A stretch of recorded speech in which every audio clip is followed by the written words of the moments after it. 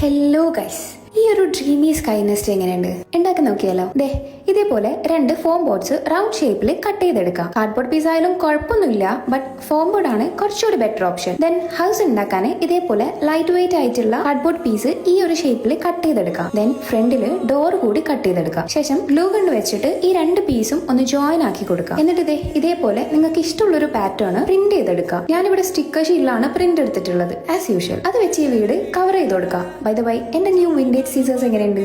അടിപൊളിയല്ലേ?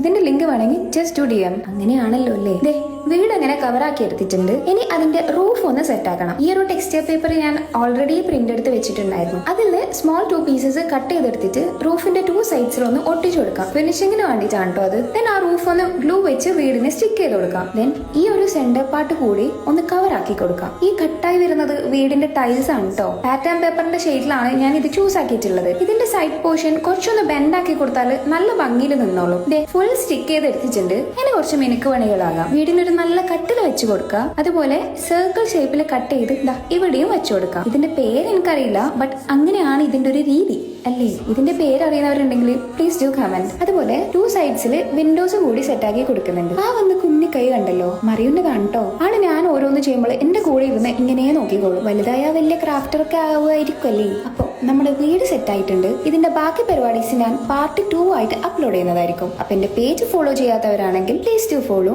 Like and do comment below. Okay, by.